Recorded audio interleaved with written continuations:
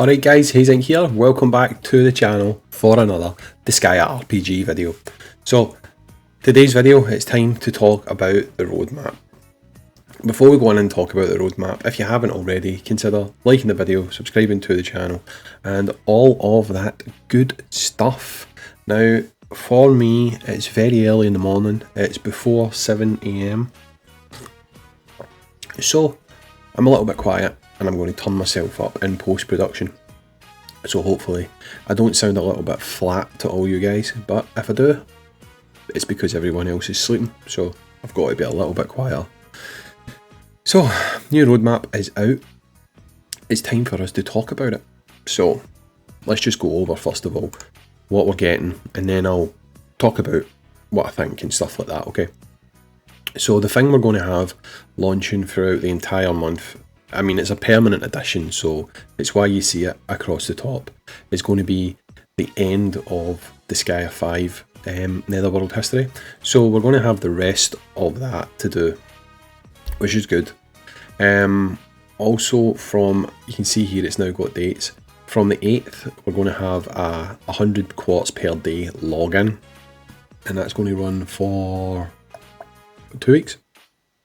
So we're going to get, what, 1400 quartz, decent amount of quartz for free just for logging in. We're also going to have the return of the reflection summon with Majorita and Almaz.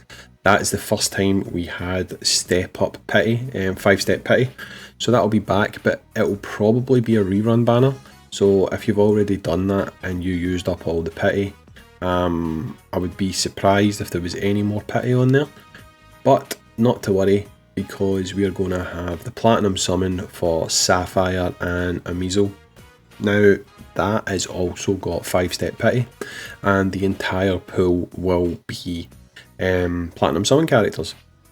So if you are interested in either of those two characters, this is a good time to pick them up, and to be honest, it's probably a good time to pick up platinum summon characters in general. Now obviously I'll have a video going over that banner in more detail, going over the characters in more detail and stuff like that, so fret not.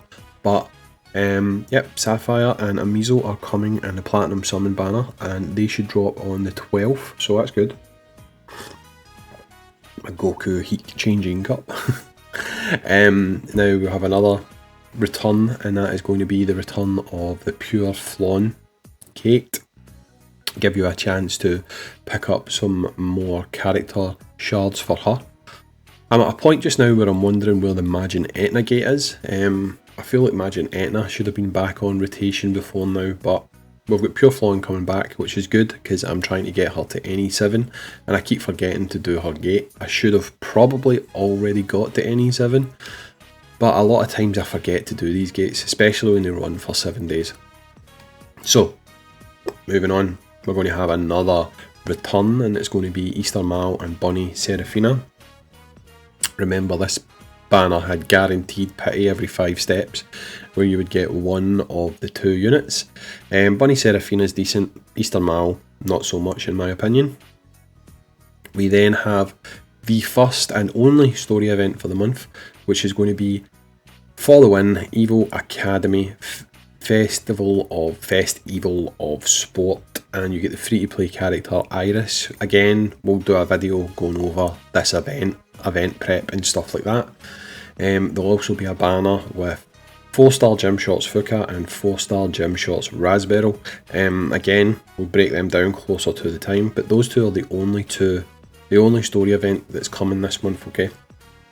We then have a rerun, okay, so guys, bear in mind, we've seen what happens with these reruns. We're going to have a rerun of Kildea's banner, okay? This time it will have a login, and again, it's a rerun, and Bolt Trend have showed us that if they do reruns, if you've already used all the pity, you won't have pity. So, if you went 30 summons on this banner, then don't do any more, because you're not going to get any pity, okay? Then we're going to have a return of Magnus, we're going to have Fist and Staff character pickups, and we're also going to have character Porus Bloodus returning. So, what's my thoughts? My thoughts are obviously there's a bit of space at the start of the month. Now, from speaking to a lot of people, from interacting with a lot of people, I don't actually necessarily think this is a bad thing, because there are a lot of people who have not managed to work on their buffs yet. Now, before too long, we're going to get another raid, and before we get that raid, you're probably going to want to make sure you have like Mega Magic users, Braveheart users, stuff like that. So I think this here is quite a good period in time for you to be working on your weapon mastery. Obviously, while you're working on weapon mastery, you can also be trying to grind for weapons in the item world as well. Now, a lot of people think, oh, what's the point in wasting my time grinding for weapons? Well, technically you're not wasting your time grinding for weapons, because you're using that as a double function.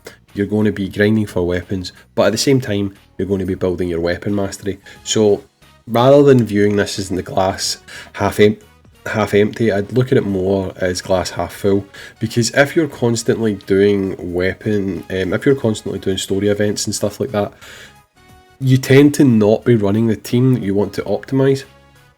For story events, you tend to be running the team that gives you the most amount of points, so chances are you're not going to be running the units on there that you want to use for the likes of your Braveheart, your Mega Braveheart and stuff like that. You'll be running whatever characters it is that gives you a bonus for that event, so you're not getting the chance to really work on things like weapon mastery. Now, I know a lot of you still aren't quite converted to the whole idea of running buffers, running teams who just greatly raise attack and defense and magic of other units, but trust me guys, it's definitely worth it, especially when later content like raids etc gets harder and harder. You want to buff these characters up. Like for example, when it came to beating Disgaea, some people legitimately could beat level 7000 Disgaea, but it required a full team who could buff one DPS unit, and you have to basically have that on your squad to call back on. I mean, even if you just build 4 characters that covers your bases, then you're fine. So times like the downtime that we're going to have at the start of this month can be used quite effectively, and you can obviously use it to strengthen your builds, strengthen your squad. So yes, some people might be a bit disappointed that we have a long period that doesn't have a story event that you can grind, but again, when you're in the middle of grinding a story event, it's hard to do these other things like weapon mastery, etc. So I suggest you use that time to do that. Build your squads up, and it'll give you better options for clearing some of the harder content in the game as you wait for new characters.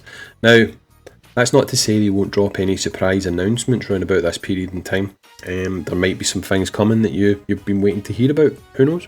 But for now, this is our roadmap. I can see how a lot of people maybe think it's a bit empty at the start, because it is. But it's all about how you use that time, and me personally, I'm not bothered by it. I used to be bothered by things like dead weeks, etc, but in reality, having now assessed my gameplay, the way that I do things, if I am constantly grinding story event after story event after story event, you don't have time to strengthen your main squad in the areas that you need to strengthen them in, like skill level ups, weapon mastery, all that type of stuff. So this is a good opportunity to do that. Anyway guys, let me know in the comments down below how you feel about this roadmap. Let me know in general what your feelings are towards the game. Are you excited that there's some things coming soon?